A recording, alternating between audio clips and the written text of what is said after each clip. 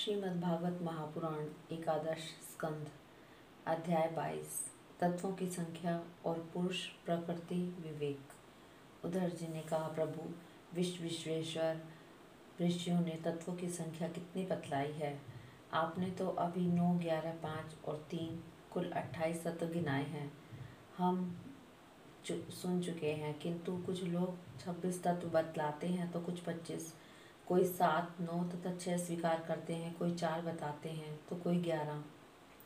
इस प्रकार किन्हीं किन्हीं ऋषि मुनियों के मत में उनकी संख्या 17 है, कोई 16 तो कोई 13 बतलाते हैं। सनातन श्री कृष्ण ऋषि मुनि इतनी विभिन्न संख्याएं किस अभिप्राय से बतलाते हैं, आप कृपा करके हमें बतलाइए।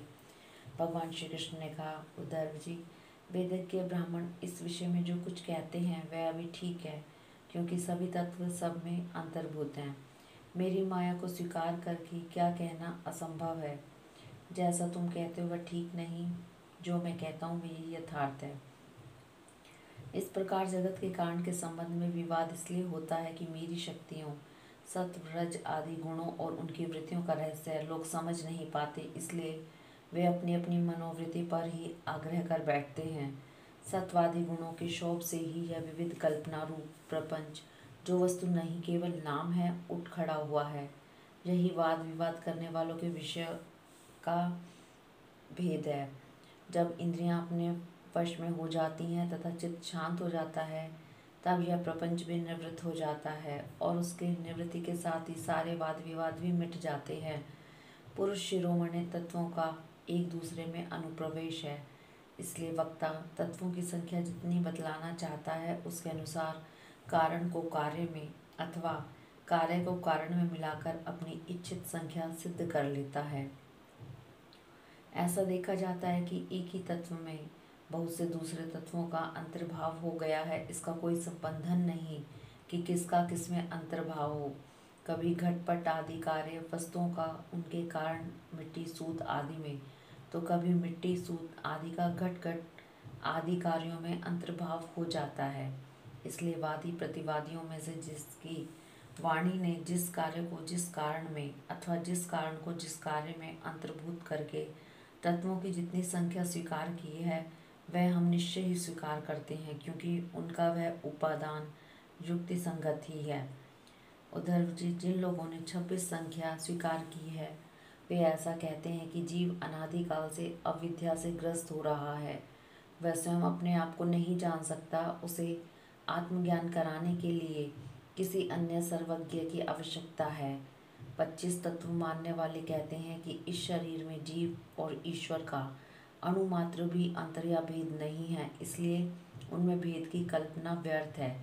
रही ज्ञान की बात, सो तो सत्व आत्मीयता प्रकृति का गुण है। तीनों गुणों की साम्य अवस्था ही प्रकृति है, इसलिए सत्व रज आदि गुण आत्मा के नहीं प्रकृति के ही हैं। इन्हीं के द्वारा जगत की उत्पत्ति, स्थिति और प्रलय हुआ करते हैं। इसलिए ज्ञान आत्मा का गुण नहीं, प्रकृति का ही गुण सिद्ध होता है। इस प्रसंग में सत्व गुण ही ज्ञान है, रजोगुण ही कर्म है और तमोगुण ही अज्ञान कहा गया है। और गुणों में शोभ उत्पन्न करने वाला ईश्वर ही काल है और सूत्र अर्थात महतत्व ही स्वभाव है।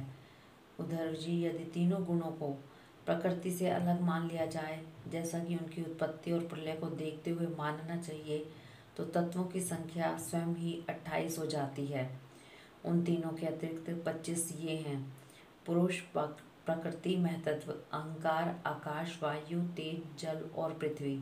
ये 9 तत्व मैं पहले ही गिना चुका हूँ। श्रोत, त्वचा, चक्षु, नासिका और रसना, ये 5 ज्ञानेन्द्रियाँ, वाक, पाणी, पाद, बाह्य और उपस्थ, ये 5 कर्म इंद्रियाँ तथा मन, जो कर्म इंद्रियाँ और ज्ञानेन्द्रियाँ दोनों ही है। इस प्रकार कुल 11 इंद्रियाँ तथा शब्द, स्पर्श, रूप, रस और गंध, ये ज्ञानेन्द्रियों के 5 विषय। इस प्रकार 3, 9, 11 और 5 सब मिलाकर 28 तत्व हैं। कर्म इंद्रियों के द्वारा होने वाले 5 कर्म, चलना, बोलना, मल त्यागना, पेशाब करना और काम करना, इनके द्वारा तत्वों की संख्या नहीं बढ़ती। इन्हें कर्म इंद्रियों स्वरूप ही मानना चाहिए। सृष्टि के आरंभ में कार्य और कारण के रूप में प्रकृति ही रहती है। वही सत्व, रजो और तमोगुण की सहायता से जगत की स्थिति, उत्पत्ति और संहार संबंधी अवस्थाएं धारण करती है। अव्यक्त पुरुष तो प्रकृति और उसकी अवस्थाओं का केवल साक्षी मात्र बना रहता है। मैतत्व आदि कारण धातुएं विकार को प्राप्त होते हुए पुरुष के इक्षण से शक्ति प्राप्त करके परस्पर मिल जाते हैं और प्रकृति का आश्रय लेकर उसी के बल से ब्रह्मांड की सृष्टि करते हैं। उधर जी, जो लोग तत्वों की संख्या 7 स्वीकार करते हैं, उनके विचार से आकाश, वायु, तेज, जल और पृथ्वी, ये 5 भूत, छठा जीव और 7वां परमात्मा, जो साक्षी जीव और साक्ष्य जगत दोनों का अधिष्ठान है, ये ही तत्व हैं। देह, इंद्रिय और प्राण आदि की उत्पत्ति तो पंचभूतों से ही हुई है। जो लोग केवल 6 तत्व स्वीकार करते हैं, वे कहते हैं कि 5 भूत और छठा है परम पुरुष परमात्मा। वह परमात्मा अपने बनाए हुए पंचभूतों से युक्त होकर देह आदि की सृष्टि करता है और उनमें जीव रूप से प्रवेश करता है। जो लोग कारण के रूप में 4 ही तत्व स्वीकार करते हैं, वे कहते हैं कि आत्मा से तेज, जल और पृथ्वी की उत्पत्ति हुई है और जगत में जितने पदार्थ हैं सब इन्हीं से उत्पन्न होते हैं। वे सभी कार्यों का इन्हीं में समावेश कर लेते हैं। जो लोग तत्वों की संख्या 17 बतलाते हैं, वे इस प्रकार गणना करते हैं: 5 भूत, 5 तन्मात्राएं, 5 ज्ञानेंद्रियां, 1 मन और 1 आत्मा। जो लोग तत्वों की संख्या 16 बतलाते हैं, उनकी गणना भी इस प्रकार है। अंतर केवल इतना ही है कि वे आत्मा में मन का भी समावेश कर लेते हैं। इस प्रकार उनकी तत्व संख्या 16 रह जाती है। जो लोग 13 तत्व मानते हैं, वे कहते हैं कि आकाश आदि 5 भूत, श्रोत्र आदि 5 ज्ञानेंद्रियां, 1 मन, 1 जीवात्मा और परमात्मा, ये 13 तत्व हैं। 11 संख्या मानने वालों ने 5 भूत, 5 ज्ञानेंद्रियां और इनके अतिरिक्त 1 आत्मा का अस्तित्व स्वीकार किया है। जो लोग 9 तत्व मानते हैं, वे आकाश आदि 5 भूत और मन, बुद्धि, अहंकार, ये 8 प्रकृतियां और नवा पुरुष, इन्हीं को तत्व मानते हैं। उधर जी, इस प्रकार ऋषि मुनियों ने भिन्न भिन्न प्रकार से तत्वों की गणना की है। सबका कहना उचित ही है, क्योंकि सबकी संख्या युक्ति युक्त है।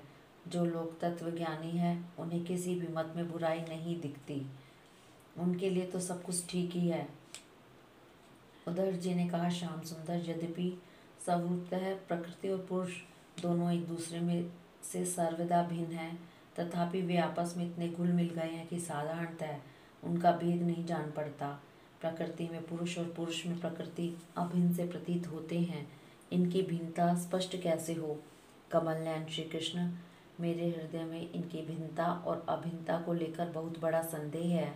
आप तो सर्वज्ञ हैं, अपनी युक्ति युक्त वाणी से मेरे संदेह का निवारण कर दीजिए। भगवान, आपकी कृपा से जीवों को ज्ञान होता है और आपकी माया शक्ति से ही उनके ज्ञान का नाश होता है। अपनी आत्मस्वरूपिणी माया की विचित्र गति आप ही जानते हैं और कोई नहीं जानता। अतः आप ही मेरा संदेह मिटाने में समर्थ हैं। भगवान श्री कृष्ण ने कहा, उद्धव जी, प्रकृति और पुरुष, शरीर और आत्मा, इन दोनों में अत्यंत भेद है। इस प्राकृतिक जगत में जन्म, मरण एवं वृद्धि, ह्रास आदि विकार लगे ही रहते हैं। इसका कारण यह है कि यह गुणों के शोभ से ही बना है। मेरी माया त्रिगुणात्मिकता है, वही अपने सत्व, रज आदि गुणों से अनेकों प्रकार की भेद वृत्तियाँ पैदा कर देती है। यद्यपि इसका विस्तार असीम है, फिर भी इस विकारात्मक सृष्टि को 3 भागों में बांट सकते हैं। वे 3 भाग हैं: अध्यात्म, अधिदेव और अधिभूत। उदाहरण, नेत्रेंद्रिय अध्यात्म है, उसका विषय रूप अधिभूत है, और नेत्र गोलक में स्थित सूर्य देवता का अंश अधिदेव है। ये तीनों परस्पर एक दूसरे के आश्रय से सिद्ध होते हैं और इसलिए अध्यात्म, अधिदेव और अधिभूत, ये तीनों ही परस्पर सापेक्ष हैं। परंतु आकाश में स्थित सूर्यमंडल इन तीनों की अपेक्षा से मुक्त है, क्योंकि वह स्वतः सिद्ध है। इस प्रकार आत्मा भी उपयुक्त तीनों भेदों का मूल कारण उनका साक्षी और उनसे परे है।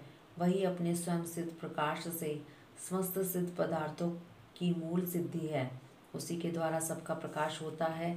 जिस प्रकार चक्षु के 3 भेद बताए गए हैं, उसी प्रकार त्वचा, श्रोत्र, जिह्वा, नासिका और चित्त आदि के भी 3-3 भेद हैं। प्रकृति से महतत्व बनता है और महतत्व से अहंकार। इस प्रकार यह अहंकार गुणों के शोभ से उत्पन्न हुआ है, प्रकृति का ही एक विकार है। अहंकार के 3 भेद हैं, सात्विक, तामस और राजस। यह अहंकार ही अज्ञान और सृष्टि की विविधता का मूल कारण है। आत्मा ज्ञान स्वरूप है, उसका इन पदार्थों से कोई संबंध नहीं है और न उसमें कोई विवाद की ही बात है।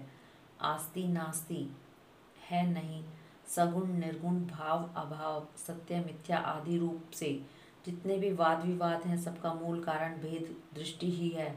इसमें संदेह नहीं कि इस विवाद का कोई प्रयोजन नहीं है, यह सर्वथा व्यर्थ है। तथापि जो लोग मुझसे अपने वास्तविक स्वरूप से विमुख हैं, वे इस विवाद से मुक्त नहीं हो सकते। उद्धव जी ने पूछा, भगवान, आपसे विमुख जीव अपने किए हुए पाप पुण्यों के फलस्वरूप ऊंची नीची योनियों में आते जाते रहते हैं। अब प्रश्न यह है कि व्यापक आत्मा का एक शरीर से दूसरे शरीर में जाना, अकर्ता का कर्म करना और नित्य वस्तु का जन्म मरण कैसे संभव है?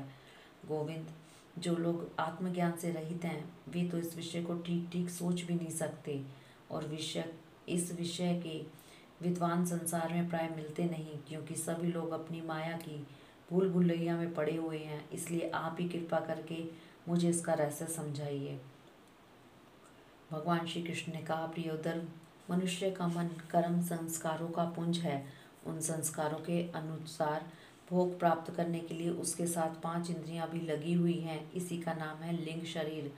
वही कर्मों के अनुसार एक शरीर से दूसरे शरीर में, एक लोक से दूसरे लोक में आता जाता रहता है। आत्मा इस लिंग शरीर से सर्वदा पृथक है, उसका आना जाना नहीं होता, परंतु जब वह अपने को लिंग शरीर ही समझ बैठता है, उसी में अहंकार कर लेता है, तब उसे भी अपना जाना आना प्रतीत होने लगता है। मन कर्मों के अधीन है, वह देखे हुए या सुने हुए विषयों का चिंतन करने लगता है और क्षण भर में ही उसमें तदाकार हो जाता है तथा उन्हीं पूर्व चिंतित विषय में लीन हो जाता है। धीरे धीरे उसकी स्मृति पूर्वापरक का अनुसंधान भी नष्ट हो जाता है। उन देवादि शरीरों में इसका इतना अभिनिवेश, इतनी तल्लीनता हो जाती है कि जीव को अपने पूर्व शरीर का स्मरण भी नहीं रहता। किसी भी कारण से इस शरीर को सर्वदा भूल जाना ही मृत्यु है। उद्धव, जब यह जीव किसी भी शरीर को अभेद भाव से मैं के रूप में स्वीकार कर लेता है, तब उसे ही जन्म कहते हैं। ठीक वैसे ही जैसे स्वप्नकालीन और मनोरथकालीन शरीर में अभिमान करना ही स्वप्न और मनोरथ कहा जाता है। यह वर्तमान देह में स्थित जीव जैसे पूर्व देह का स्मरण नहीं करता, वैसे ही स्वप्न या मनोरथ में स्थित जीव भी पहले के स्वप्न और मनोरथ को स्मरण नहीं करता। प्रत्युत उस वर्तमान स्वप्न और मनोरथ में पूर्व सिद्ध होने पर भी अपने को नवीन सा ही समझता है। इंद्रियों के आश्रय मन या शरीर की सृष्टि से आत्म वस्तु में यह उत्तम, मध्यम और अधम की त्रिविधता भासती है। उसमें अभिमान करने से ही आत्मा बाह्य और आभ्यंतर भेदों का हेतु मालूम पड़ने लगता है।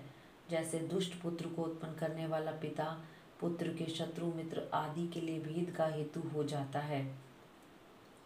काल की गति सूक्ष्म है, उसे साधारणतः देखा नहीं जा सकता। उसके द्वारा प्रतिक्षण ही शरीरों की उत्पत्ति और नाश होते रहते हैं। सूक्ष्म होने के कारण ही प्रतिक्षण होने वाले जन्म मरण नहीं दिख पड़ते हैं। जैसे काल के प्रभाव से दिए की लो, नदियों के प्रवाह अथवा वृक्ष के फलों की विशेष विशेष अवस्थाएं बदलती रहती हैं, वैसे ही समस्त प्राणियों के शरीरों की आयु अवस्था आदि भी बदलती रहती है। यह उन्हीं ज्योति का वही दीपक है, प्रवाह का यह वही जल है, ऐसा समझना और कहना मिथ्या है। वैसे ही विषय चिंतन में व्यर्थ आयु बिताने वाले अविवेकी पुरुषों का ऐसा कहना और समझना कि यह वही पुरुष है, सर्वदा मिथ्या है। यद्यपि वह भ्रांत पुरुष भी अपने कर्मों के बीज द्वारा न पैदा होता है और न ही मरता है, वह भी अजन्मा और अमर ही है, फिर भी भ्रांति से वह उत्पन्न होता है और मरता सा भी है। जैसे कि काष्ठ से युक्त अग्नि पैदा होती है और नष्ट होती दिखाई पड़ती है। उद्धव, गर्भाधान, गर्भ वृद्धि, जन्म, बाल्यावस्था, कुमारावस्था, जवानी, अधेड़ अवस्था, बुढ़ापा और मृत्यु, ये 9 अवस्थाएं शरीर की ही हैं। यह शरीर जीव से भिन्न है और ये ऊंची नीची अवस्थाएं उसके मनोरथ के अनुसार ही हैं, परंतु वह अज्ञानवश गुणों के संग से इन्हें अपनी मानकर भटकने लगता है और कभी कभी विवेक हो जाने पर इन्हें छोड़ भी देता है। पिता को पुत्र के जन्म से और पुत्र को पिता की मृत्यु से अपने अपने जन्म मरण का अनुमान कर लेना चाहिए। जन्म मृत्यु से युक्त देहों का दृष्टा जन्म और मृत्यु से युक्त शरीर नहीं है। जैसे जो गेहूं आदि की फसल बोने पर उगाती है और पक जाने पर काट दी जाती है, किंतु जो पुरुष उनके उगने और काटने का जानने वाला साक्षी है वह उनसे सर्वदा पृथक है। वैसे ही जो शरीर और उसकी अवस्थाओं का साक्षी है वह शरीर से सर्वदा पृथक है। अज्ञानी पुरुष इस प्रकार प्रकृति और शरीर से आत्मा का विवेचन नहीं करते। वे उसे उनसे तत्वतः अलग अनुभव नहीं करते और विषय भोग में सच्चा सुख मानने लगते हैं और उसी में मोहित हो जाते हैं। इसी से उन्हें जन्म मृत्यु रूप संसार में भटकना पड़ता है। जब अविवेकी जीव अपने कर्मों के अनुसार जन्म मृत्यु के चक्र में भटकने लगता है, तब सात्विक कर्मों की आसक्ति से वह ऋषिलोक और देवलोक में, राजसिक कर्मों की आसक्ति से मनुष्य और असुर योनियों में तथा तामसिक कर्मों की आसक्ति से भूत प्रेत एवं पशु पक्षी आदि योनियों में जाता है। जब मनुष्य किसी को नाचते गाते देखता है तब वह स्वयं भी उसका अनुकरण करने लगता है। वैसे ही जब जीव बुद्धि के गुणों को देखता है तब स्वयं निष्क्रिय होने पर भी उसका अनुकरण करने के लिए बाध्य हो जाता है। जैसे नदी तालाब आदि के जल के हिलने या चंचल होने पर उसमें प्रतिबिंब तट के वृक्ष भी उसके साथ हिलने डोलने से लगते हैं। जैसे घुमाए जाने वाले नेत्र के साथ साथ पृथ्वी भी घूमती हुई दिखाई देती है और मन के द्वारा सोचे गए स्वप्न में देखे गए भोग पदार्थ सर्वदा अलीकी होते हैं, वैसे ही हे दाशाह आत्मा का विषय अनुभव रूप संसार भी सर्वदा असत्य है। आत्मा तो नित्य शुद्ध बुद्ध मुक्त स्वभाव ही है। विषयों के सत्य न होने पर भी जो जीव विषयों का ही सेवन करता है, चिंतन करता है, उसका यह जन्म मृत्यु रूप संसार चक्र कभी निवृत्त नहीं होता। जैसे स्वप्न में प्राप्त अनर्थ परंपरा जागे बिना निवृत्त नहीं होती। प्रिय उदर, इसलिए इन दुष्ट कभी तृप्त न होने वाली इंद्रियों से विषयों को मत भोगो। आत्म विषयक अज्ञान से प्रतीत होने वाला सांसारिक भेदभाव भ्रम मूलक ही है, ऐसा समझो। असाधु पुरुष गर्दन पकड़कर बाहर निकाल दे, वाणी द्वारा अपमान करे, उपवास करे, निंदा करे, मारे पीटे बांधे, आजीविका छीन ले, ऊपर थूक दे, इस तरह तरह से विचलित करे, निष्ठा से डिगाने की चेष्टा करे, उनके किसी भी उपद्रव से शुद्ध नहीं होना चाहिए, क्योंकि वे तो बेचारे अज्ञानी हैं, उन्हें परमार्थ का तो पता ही नहीं है। अतः जो अपने कल्याण का इच्छुक है उसे सभी कठिनाइयों से अपनी विवेक बुद्धि द्वारा ही, किसी बाह्य साधन से नहीं, अपने को बचा लेना चाहिए। वस्तुतः आत्मदृष्टि ही समस्त विपत्तियों से बचने का एकमात्र साधन है। उद्धव जी ने कहा, भगवान आप समस्त वक्ताओं के शिरोमणि हैं। मैं इस दुर्जनों से किए गए तिरस्कार को अपने मन में अत्यंत असह्य समझता हूँ। जैसे मैं इसको समझ सकूं, आपका उपदेश जीवन में धारण कर सकूं, वैसे हमें बतलाइए। विश्व आत्मन जो आपके भगवत धर्म के आचरण में प्रेम पूर्वक संलग्न हैं, जिन्होंने आपके चरण कमलों का ही आश्रय ले लिया है, उन शांत पुरुषों के अतिरिक्त बड़े बड़े विद्वानों के लिए भी दुष्टों के द्वारा किया हुआ तिरस्कार सह लेना अत्यंत कठिन है, क्योंकि प्रकृति अत्यंत बलवती है। हरिओम तत्सत।